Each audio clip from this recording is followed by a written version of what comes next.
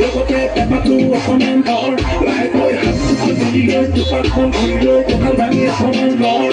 আজি ৰাতিটো বৰ সুন্দৰ চুকতে জলকেই অকণমান কৰ একেবাৰে ভলিউম দি লৈ পেচাল খুলি লৈ নাচনি ককাই এটা কৰ